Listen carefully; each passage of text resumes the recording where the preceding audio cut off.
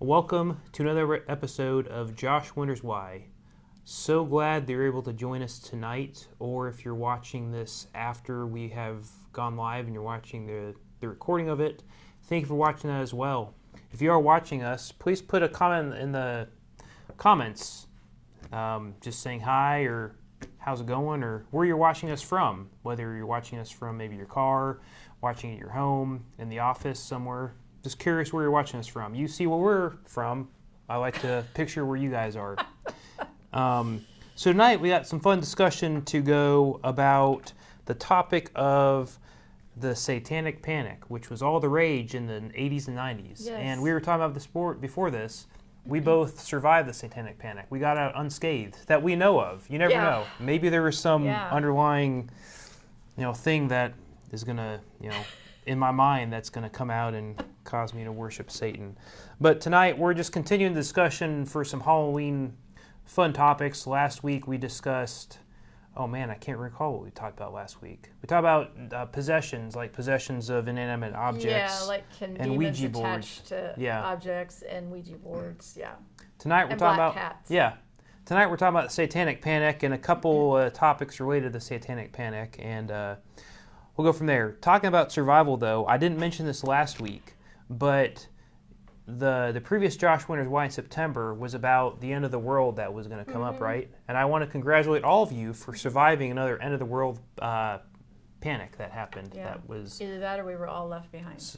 That's true. So yes, But it's just good to be with you. it is. If we were left behind, we're together. Yeah, wouldn't pick any other group of people to be with. So let's talk about the Satanic Panic, and maybe I want to give we can talk about just the history overview of what that actually is for people that may not remember it or may not know anything about it. If you also survived the Satanic Panic like we did, if you have any memories from that or any topics on that, feel free to put them in the chat as well. I'd like to check that out. So for my research, and this predates my existence, and maybe it's when you were young, but I guess my understanding is that the panic that happened in the 80s sort of was a shift that happened maybe a couple decades prior. In like the 60s and 70s, there was a couple different things going on. I mean, culturally, there was, in the 60s and 70s, there was a sexual revolution, there was women's liberation, there was increased rock music, and there's also growing interest in like New Age religions like astrology or Eastern religions, whatnot. Again, there was also a surge of these new religious movements, both due to missionaries going to Asia, and then also there was new religions coming out, like the Church of Satan apparently came out in the 60s or 70s as well. So all this drove some culture scare from maybe some... And I think this is an appropriate topic because there's some of this happening now, I think. I mean, I think it's always there, but there's this intentional boogeyman. We have to create a boogeyman to stir things up, I guess. And so when we don't know what we're talking about, and we just run with it, people really get hurt. And I'm sure we're going to talk about that. When that happened with the Satanic Panic. Sure. I think there's some pop culture books, movies that came out prior to the 80s, like there was Rosemary's Baby in 1968. There was The Exorcist that we talked about last week, and there's The Omen, which brought Satanism and demonic possession to the mainstream imagination. And because of that, some conservative Christian groups viewed these trends as a sign of moral decline and evidence that Satan was influencing popular culture. I think you can also, back in June when we talked about LGBT, but also same-sex marriages and maybe the Bible have a standard marriage, I think it's just fear of the unknown and fear of anything that goes against what people perceive as what the moral high ground is, and they thought, this is against my beliefs, so it must be Satan, right? Yeah, and like I said last week, we have to be really careful with this fascination that Christians have with Satan. and this irrational fear and superstition around Satan, as if, Jesus Christ isn't more powerful, as if Jesus hasn't already defeated Satan. So there's this irrational fear that people have that, Satan is causing all these things to happen, or, somebody does something awful. Well, it must be Satan, It's kind of like Church Lady on Saturday Night Live. Yeah. Everything is Satan. Yeah, that's a good point. We should have dressed like her for Halloween. It's the perfect time to wear that. I can do a good church lady. I know you can. So then that paved the way for the 1980s, and that's when I guess the panic first reached its peak. I mean, not first, but reached its peak. Well, and I was in youth group in the 80s. Okay. So I graduated from high school in 84. So in my youth group, we would have lessons, I guess, about some of this stuff. Okay. And it fed the fear. Sure. That I already had. And it was, look back at it now, and I think that was just so ridiculous. And I can't believe they did that to us. Now, do you think, so we can get to this, and we can maybe I'm probably do into jumping more. That's around fine. on your timeline. No, that's fine. No, that's fine. So, with your experience, do you think this fear was the fear driven by religious leaders that had good intentions, or is it driven by religious leaders that wanted to control the narrative and they were worried about people, straying from what they knew, what they believed to be the moral compass of Christianity? Mm-hmm. Were the people with good intentions that were pushing for this? Was all just trying to control the narrative in a way? I think it's probably both. I think, like, my youth group leader who did this had good intentions. Uh-huh. He was a good person. He was young, inexperienced, but I'm sure that he had good intentions. There are some people, pastors, whatever, in that authority role who I think they enjoy talking about it because it's sensational and it instills fear. And so that's a way to control people. Fear, you get people to be afraid, and you can control them, especially if you're like, well, you have to come to church, and then you'll be safe. Yeah. And I also think there are a lot of people in religious authority who are doing really awful things, doing awful things to children and to women. And I wonder if this is a smokescreen for them. Look over here at how bad Satan is. Don't pay any attention to what's going on over there. So that's my opinion. Okay. So my understanding is, I guess it sort of reached its peak or reached its stride. There's a book that came out in 1980 called Michelle Remembers, and it was a best-selling book. Did you read it? No, I've not read it, but I know. Okay. I know about it. So it was a best-selling book by a psychiatrist, and his patient, whose name was Michelle, that later became his wife. That seems like a coincidence. But anyways, she claimed, or the book claimed to document Michelle's recovered memories of surviving a satanic ritual abuse, or they abbreviate SRA, as a child in the 1950s. So it's worth noting the book had no corroborating evidence, but was treated as factual by talk shows, police, and clergy, and it sparked a national hysteria. Mm-hmm. Now, one thing I'll add, which is interesting as I dig into this, this and I guess other children, and then we'll get to this with daycares in a minute, but, when they went under hypnosis to try to drive these memories, what is interesting is that patients that are hypnotized by therapists to recover memories of this satanic ritual, SRA, satanic ritual abuse, when they were placed under hypnosis, the memories often seemed to be recalling scenes from films like Rosemary's Baby, Exorcist, or The Omen. So they weren't really theirs, they were just based off of the movies that they have seen, and maybe that was their, subliminal memory was from those movies. So we are highly suggestible. Yes. And some people are more suggestible than others. Last week I talked about, now I'm not going to remember the name of it, but how people are either inner or outer, external. Like some people think everything is happening to them, and they're more susceptible to the power of suggestion.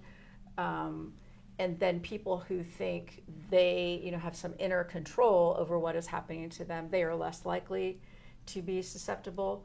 Yeah. But the brain is a funny thing, and the brain will try to make sense of things that it doesn't understand, or it doesn't have any information to go back to.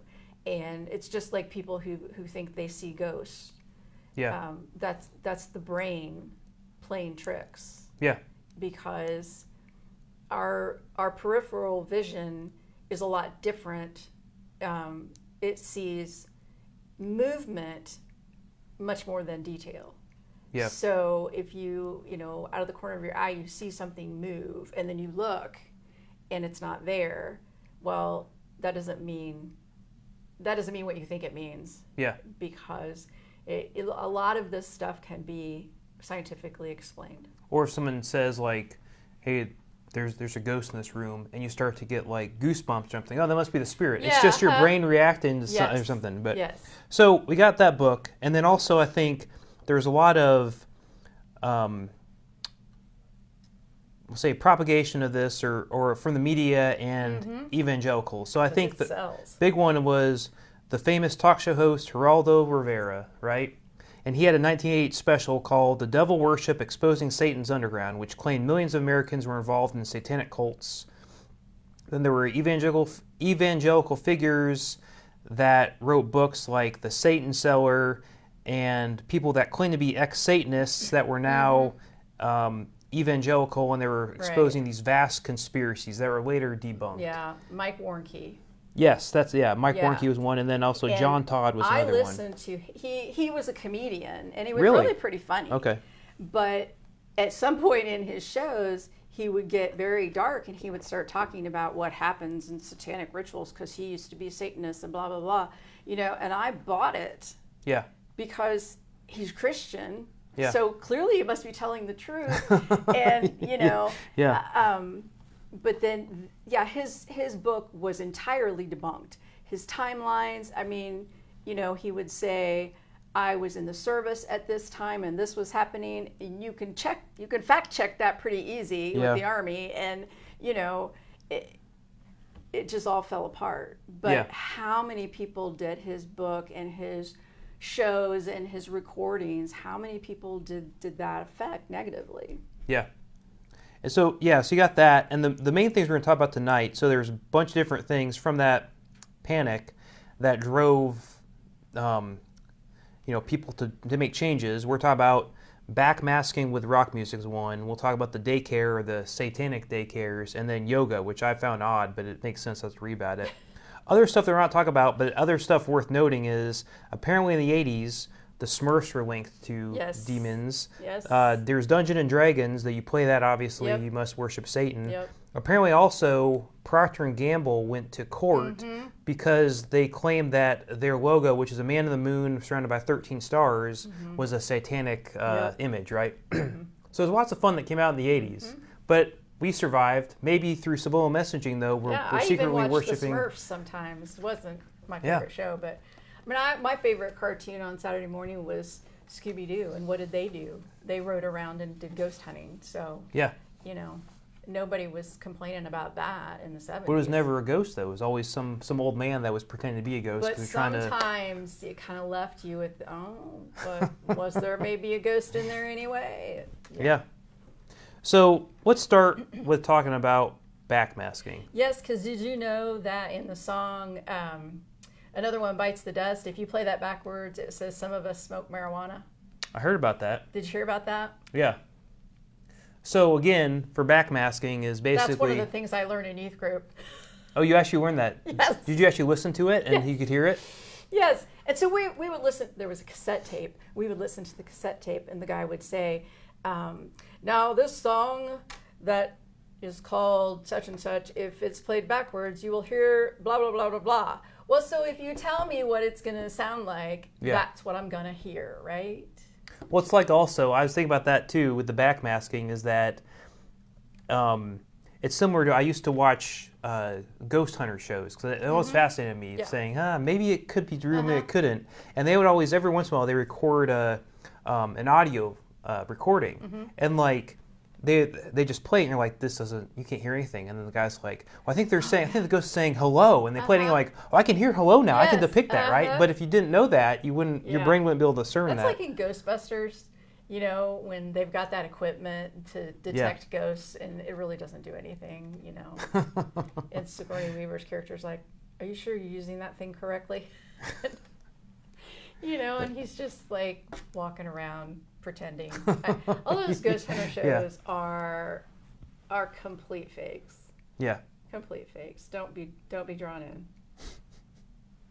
So the backmasking, just maybe for people that aren't aware, is just the claim that if you play some music backwards, there's a hidden satanic or subliminal message that was deliberately recorded backwards into rock music. And these could supposedly influence listeners subconsciously when you listen to it forward, right? Yes. So let me share my nerd story. Okay. So I'm in high school. I'm a junior in high school. I have been indoctrinated into the Satanic Panic, right? So the prom theme is going to be Stairway to Heaven. Yeah. And a couple of my friends and I, you know, we're good Christian girls, right? So we go to the faculty sponsor and we say we really shouldn't do this, you know, because you know we shouldn't play that song at prom. We shouldn't, you know, call it that because if you play it backwards, it says blah blah blah. I don't remember. And she just was like, "Well, we're not going to play it backwards." So that's funny. So then, and I found this interesting, though, the history prior to the Satanic Panic. So originally, this was discovered by Thomas Edison. So in the late 1800s, he invented the phonograph that could play records. And he found that if you play in reverse, and this is quoted in some of his books, he says, music played in reverse was novel and sweet, but altogether different, which I find funny. They called the music sweet. Novel and sweet. But then it was... In 1913, there was a occultist or mystic by the name of Aleister Crowley who wrote a book called Magic and basically claimed that those who are interested in black magic would do well to learn how to think and speak backwards. So that coupled with backmasking sort of drove the panic in the 80s. Now, it became popular with musicians in the 50s who were just trying to experiment with that, and then the Beatles actually made it even more popular with widespread, with actually purposely putting in stuff, and it led to like the conspiracies that John is dead and everything else, right? Or Paul is dead. Yeah, sorry. Yes. John did die. Yes. So it started out as a novelty in recording. You know, it was like an artistic thing. Yeah. And then all of a sudden, you know, it's being blamed for Satanism and subliminal messaging. So then groups started deliberately backmasking on their albums. Just to stick it to them, Just to be funny about it. So even a Christian rock group. Yes. Petra. Yes, we were talking about that. Yeah. They put it in there intentionally to say, like if you play it backwards, it says, if you're looking for Satan, he's not here, look up to the sky or something, right? So that, I mean, the three bands we mentioned, or the three bands, and I'll go here now, because you mentioned the Led Zeppelin. So I'll just say that the main ones that get the...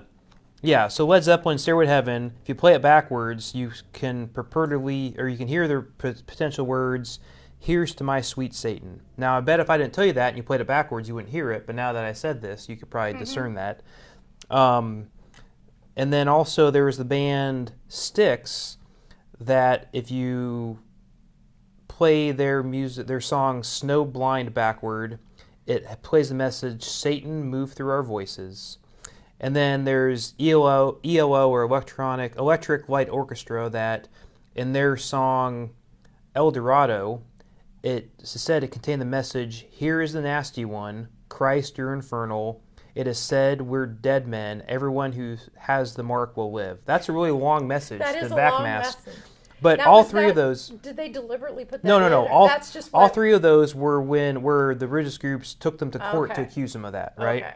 But they hadn't actually put those No, it messages. was until after that they did it Now, intentionally. in youth group, on the cassette tape, the guy Yeah. also said that there were songs that played straightforward, had satanic messages in them, like Stairway to Heaven. Yes. You know, And also, and well, yeah. something else. I can't. Oh, the Beatles. What is the name of that song? But they're saying Hare Krishna in it. My Sweet Lord. Oh, yes. Yeah. And so there's a section in there where they're saying Hare Krishna. Okay. And at least that's what I was told. So somebody can correct me on that if I'm wrong. But well, it's funny too because even like if you look at some of the court cases in the '80s, right? There's a serial killer named Richard Ramirez who in 1988 he was on trial and said that AC/DC's music, specifically the song Night Prowler on the album Highway to Hell, inspired him to commit murder. Now that wasn't backmasking, that was just, discussing it. So then a reverse speech advocate claimed that Highway to Hell contains backmasked messages that said, I am the law, my name is Lucifer, or she belongs in hell, which is funny. AC/DC's response was, you don't need to play the album backwards because we never hit the message. We called the album Highway to Hell, right? We were trying to hide there. But well, and I think that's just another case of somebody not wanting to take responsibility for what they did. Oh, I'll blame somebody else. I'll blame this record that I listened to. We'll blame this Dungeons and Dragons game because our son, became a serial murderer or something. You can't.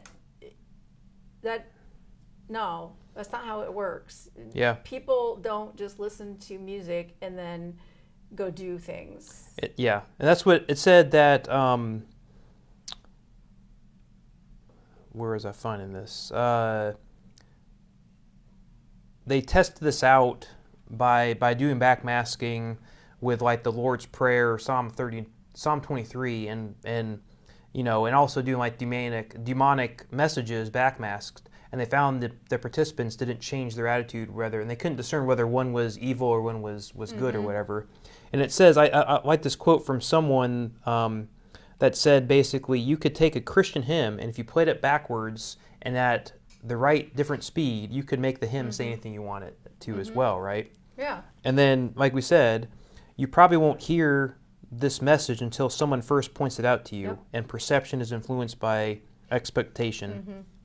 Now, is it just me, because I was influenced by the Satanic Panic, or is any music played backwards scary? It does sound weird. I was listening to a couple and yesterday preparing for this, and it does, it's weird listening to stuff backwards. Yeah. Yeah. And there's been some that have, like the Beatles, and I think there's also been some artists like in the 90s and 2000s that have intentionally, played the backmask but forward. So you listen to it as the song plays normal and it sounds weird, but then you play it backwards and you hear the message they have. Yeah. But so anyways, the main concerns, like you said, are just people worry that teens could be brainwashed without realizing it, right? Then it could have been reflected by like Cold War anxieties at the time of being like secret spy type stuff, trying to infiltrate propaganda. Might have been too late for that. Yeah. But I do think that the best way to get teenagers to listen to something is to tell them not to listen to it. Yeah. That's how you get because everyone wants to listen to it. Don't right? read that book. Yeah. They'll read it. Don't get Stairway to Heaven. Don't listen to that song. Now everybody wants to hear it, even if it's, Yeah. And I think so I guess the question is, was there any justification for the concerns raised? And I don't think there is. I think it was just, again, maybe there were some people that had good intentions that really believed it, but the people that started the rumor or started the reason, their intention was control. Yeah. And, I'm sure that a lot of parents wanted to protect their kids. What's interesting is that I think especially in the 80s and 90s, maybe 2000, I don't know, there, the parents became very protective. Mm-hmm. It's like, in the 60s and 70s, just be home for dinner was kind of the thing. And then there became this irrational fear of children being just kidnapped off the street. Now, does that happen? Yes. Does it happen very often? No. Yeah. Statistically, children are kidnapped and abused by people they know. Yeah. Not by complete strangers. It does happen. I'm not saying that we should just let our children roam the streets at will, but it just like the pendulum swung so far that as kids were becoming so scared and anxious because their parents were, and afraid of things they really didn't need to be afraid of, and so afraid of satanic cults kidnapping your child, but you would leave your child in more dangerous situations. Like I remember hearing one person talk about, we weren't allowed to go anywhere by ourselves. We couldn't listen to this music, couldn't watch these shows, but our uncle, who everyone knew was an alcoholic, could drive us around anywhere. So I think a lot of damage was done. Yeah, and I guess I needed to talk to my dad about this, because I grew up in the 80s, and apparently he didn't. I roamed the streets without any problems, right? He didn't have any concern.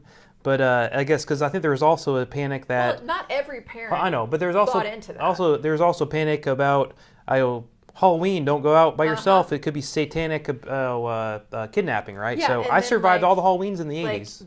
There are pins and razors in Halloween. That was all debunked. But I remember that as well. Yeah, I do too. Yes. Oh my gosh, did I check my kids' candy? Well, that's what. Yeah, I always hate it. My dad had to. This My Reese's parents cup is suspicious. I better eat that one. My parents had to check it. So yeah. The other thing so interesting about backmasking, then we'll move on to the other two, but did you know that the Mr. Ed theme song had backmasking in it, right? Yes, I did know So it was in the 60s, but in the 80s, they came out, two evangelists from Ohio, Jim Brown and Greg Hudson, claimed that they had found a hidden message in the theme song Mr. Ed, which is a horse is a horse. Apparently, if you play it backwards, you hear the source is Satan, and someone heard this song for Satan. So basically, because of that, they mentioned it during a seminar, and then they guided teens to burn 300 popular albums. Who paid these people to sit around listening to stuff backwards? Well, it's funny because if you think about it, a horse is a horse. If you think about, you could probably pull source from that hearing it backwards, right? And I don't know where the Satan's coming from, but yes. I don't know, but I mean, can you just see these men in their suits and ties, with their big reel-to-reel tape, because that's how you would have to listen to it backwards. I mean, you could try to spin it backwards. I'm surprised no one challenged them by like we talked about. Let's find a hymn. Let's find a recording of hymn. Let's play it backwards and say, hey, this hymn is saying you should worship Satan just too. Imagine these men sitting around listening to this. Oh, I think I heard this word. Come on, get a hobby, get a real job. So okay, that's backmasking. Let's talk about this. I'm sorry. Ashley said a talking horse sounds pretty satanic to me. I would agree, yes, that is a fair point, actually. But yeah, she also made a comment that it sounds like a witch hunt, which is so true. What to me, it sounds like, this reminds me of witch hunt, but this also reminds me of post the school shooting Columbine in, like, was it 1998 or whatever. The big push after that was school shootings are caused by kids playing violent video games. Right. And if you go back and look, because I listened to this, there's a pretty good investigative journalism piece I listened to that said that basically that was brought up, the NRA fabricated out of nowhere just to find out what could be the scapegoat to blame this on, and it's violent video games. And that was the propaganda they pushed at the time, and they continue to push now, is it's violent video games are driving this, and you shouldn't be doing violent video games or watching like South Park or the crude TV shows because it drives you to think violently and want to shoot up a school, right? Again, we cannot blame other people and other things for the choices. It's not the guns, it's got to be the violent video games, right? But that's for another discussion. Yeah. So Next one on the list is Satanic Daycare. And apparently, I went to daycare in the 80s, and I survived that apparently, for what I know. Now, maybe if you hypnotize me, I may have some other ideas, but there were some, I don't know. I mean, do you mind educating us on the scandalous daycares that they had, if you remember? The main one that I know is, and I can't remember the name. It starts with Mick. McMartin? McMartin. Yeah. So the McMartin family had a daycare. I think it was the mom and her adult son ran this daycare, and they were, it's a long story, but they were accused of, making the children participate in satanic rituals or, sexual things. And this was based on one parent who questioned her daughter about something, and then with leading questions, questioned her daughter, who started to just respond the way she thought her mom wanted her to respond. Yeah. And then she was interviewed by child psychologists who also asked leading questions. Mm-hmm. And so then when that came out, because the mom went to the police, that came out. So then other parents at the daycare asking their kids leading questions. And so all these kids are going, yeah, that's what happened, And it led to horrible, the McMillans, I mean, they lost everything. Mm-hmm. They lost everything because they had to, pay their legal fees and pay for lawyers, and it went on and on. And, there was no evidence other than what these kids were saying. But these kids had just started to say whatever they thought. I mean, they're preschoolers. So they're just answering questions the way they think they're supposed to, the way their parents are kind of leading them. And, later on when they were older, they were like, no, nothing happened. Yeah. But it was too late for the McMillans. Or that's too bad. Yeah, McMartin. McMartin. Well, apparently they had tunnels underneath the preschool that they did for the satanic abuse, right? So there was no evidence. But talk about a witch hunt, because I guess apparently that drove similar cases in other daycares in the U.S., Canada, and U.K. as well. Just there's a fear of just if you go to daycare, it's satanic rituals. The good that came out of that was that people realized that they could not interview children like that. Yeah. They had to do it in such, and it had to be filmed. Yeah. It had to be recorded so that it could be shown later that they weren't asked leading questions. Sure. So I guess that's the one good thing that came out of it. But for those poor kids, oh yeah, they were basically led to report things that they had no concept of. Yeah. Sexual things that had not happened to them. They didn't even know what it was, but they're being told to say these things. It was just, I just can't imagine, because this whole town, was up in arms against this family, and they had done nothing wrong. That Michelle Remembers book, that opened a huge can of worms. Yeah. Because then everybody was like, oh, maybe I have repressed memories. Maybe I was involved in this. Maybe my parents did this to me, And it was so scientifically bogus. Yeah. But people ate it up. Oh, I'm sure. So, and, was she innocent, or was she part of Michelle? That's not her real name, but was she innocent, or was she part of this? Did that guy just lead her into that and saying these things? Or well, I can talk about some of the people that were also in hypnosis recall memories from the horror movies they saw in the 70s, right? Yeah. Some of the instances they brought up. Yeah. So that's too bad. Yeah. So that's and another one, yoga. So I sort of like yoga. How could you say yoga was worshiping Satan? And I guess my understanding is some people still believe that. Okay. Oh, really? Mm-hmm. So apparently it was due to this New Age movement and bringing over these Eastern religion beliefs, and they lumped in yoga, meditation, astrology, and crystals were all described as doorways for demonic possession and deceptions of Satan. And it was part of a global satanic conspiracy. So apparently some churches, and I don't know if you have experience with this, even held deliverance or exorcism services for people who had practiced yoga or New Age meditation. Okay. Thank God I missed that. So I guess it said also some talk shows, Christian talk shows and pamphlets and tracts warned that yoga positions were the acts of worship to Hindu gods, and that repeating mantras could invoke demons. So, okay, so this feeds into our current Christian nationalism discussion. Okay. Because where this came from was this fear, again, this fear and superstition of other religions other than Christianity. And so if it wasn't Christian, it must be satanic. Okay. And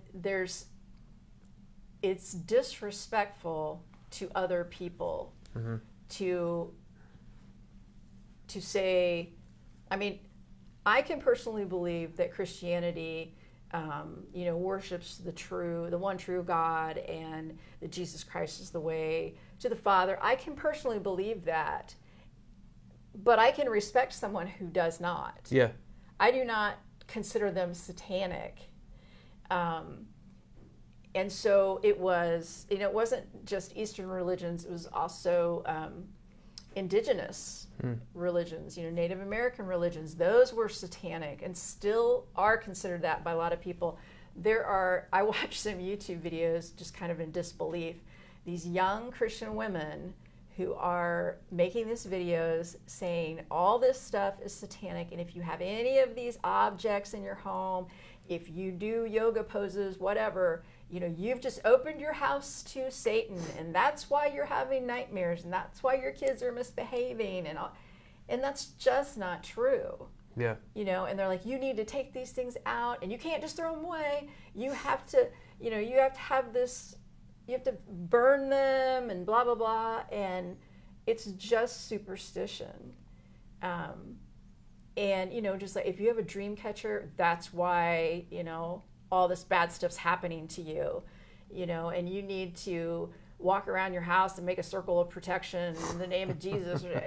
I'm just like, oh my goodness, how did we get here? That is interesting, though, that I'd not consider that the reason is just any religion that's not Christianity must be a Satan. And we have to be afraid of it. Yes. And that's what drives me nuts, is that as Christians, we shouldn't be afraid of anything. Yeah. What does it say over 300 times in the Bible? Fear not. Right? Yeah. So why should we be afraid of other religions, of some rock music, Mr. Ed? Why should we be afraid of these things? Now, if you deliberately go looking for Satan, now you might find him.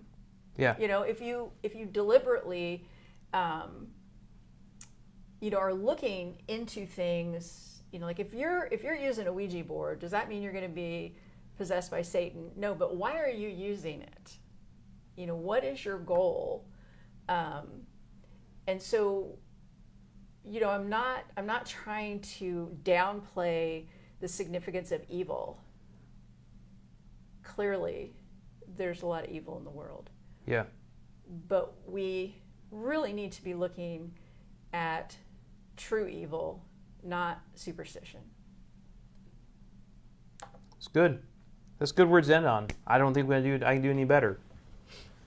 So that wraps up our discussion on the Satanic Panic. Hopefully you found some interesting conversation in all this. If there's any questions you have from this, feel free to put them in the chat if you're watching later on. Next week we'll be back, carry on the Halloween theme. We'll be talking about the Mark of the Devil, the Mark of the Beast, 666.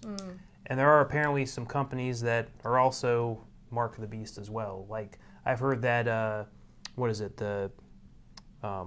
the UPC codes that you scan on the back of boxes are satanic. Yeah. So talk about Mark of the Beast and 666 and the Good times. the concern there. I know when I used to work in high school, I worked at a fast food chain, and I think the total amount came to $6.66, and the lady's like, "I'm not going to pay that. I'm going to give you $7, and you just keep the change." I'm like, okay.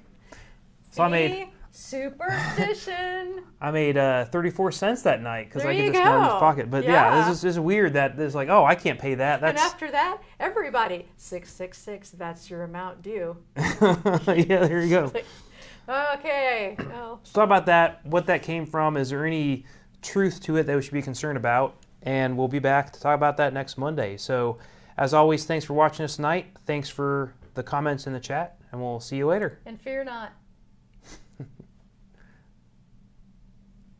Leslie, you gonna close it? I could have kept talking.